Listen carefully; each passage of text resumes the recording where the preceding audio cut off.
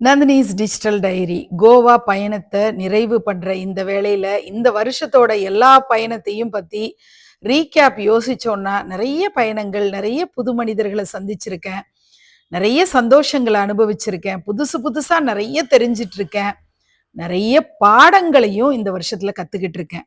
எதெல்லாம் பண்ணலாம் அப்படின்னு கத்துக்கிட்டதை விட எதெல்லாம் பண்ணக்கூடாதுங்கிறத அதிகமா சொல்லி கொடுத்த ஒரு வருஷம் அப்படின்னு சொல்லி இந்த வருஷத்தை நான் சொல்லுவேன்.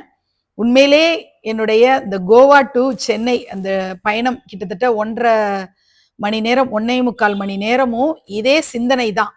நான் எதெல்லாம் இந்த வருஷத்துல தப்பு அப்படின்னு நினைச்சு அறிந்தோ அறியாமலோ பண்ணியிருந்தா கூட அதெல்லாம் அடுத்த வருஷம் தொடரக்கூடாது, கொஞ்சம் மெச்சூர்டா நடந்துக்கணும், வயசு ஏறினா மட்டும் பத்தாது, அறிவும் வளரணும் அப்படிங்கிற ஒரு தெளிவு வந்திருக்கு.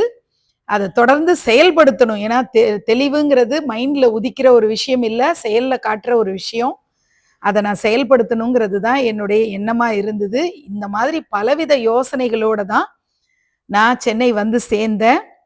வீட்டுக்கு வந்தோடனேயே வழக்கம் போல எல்லா கமிட்மெண்ட்ஸும் எல்லா வேலைகளும் நமக்கு வந்துடும், அதுல இருந்தெல்லாம் தப்பிக்கவே முடியாது.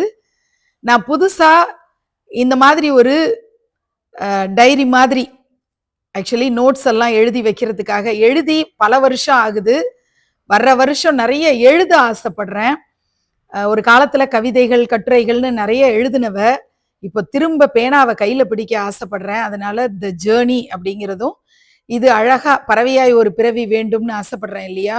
ஸோ நான் எங்கெல்லாம் பயணங்கள் போனேன் வந்தேன் அப்படிங்கிற குறிப்புகள்லாம் எழுதி வைக்கணும் அப்படின்னு ஆசைப்படுறேன். வரப்போற சந்ததிக்காக மட்டும் இல்லை, எனக்காகவும். அதே மாதிரி ஒவ்வொரு நாளும் செலவுகள் என்னென்ன பண்றேன் அப்படிங்கிறதையும் குறிச்சு வைக்கணும்னு நினைக்கிறேன். அது அம்மா வந்து பல வருஷமா பண்ணிட்டு இருந்த ஒரு விஷயம். இனி 2026ல நானும் பண்ணணும்னு ஆசைப்படுறேன். நிர்விக்ன லட்சுமி இல்லத்துல வாசல்ல கோலம் போடுறவங்க சின்ன பொண்ணுன்னு பேரு தான். 70 வயசுக்கு மேல ஆயிடுச்சு. அவங்க அழகா கோலம் போட்டு கலர்லாம் கொடுத்துட்டு போயிருக்காங்க. கலர்ஃபுல்லா இந்த வருஷம் தொடங்க போகுது அப்படிங்கிறத சிம்பாலிக்கா காட்டியிருக்காங்க. எல்லாருடைய வாழ்க்கையுமே கலர்ஃபுல்லா இருக்கணும், நிறைய சந்தோஷங்கள் உங்க எல்லாருக்கும் கிடைக்கணும்னு அன்னை மீனாட்சிய, கடம்பவன வாசினிய, மாயாவை மனதார பிரார்த்தனை பண்ணிக்கிறேன். எல்லாருக்கும் ஆங்கில புத்தாண்டு நல்வாழ்த்துக்கள்.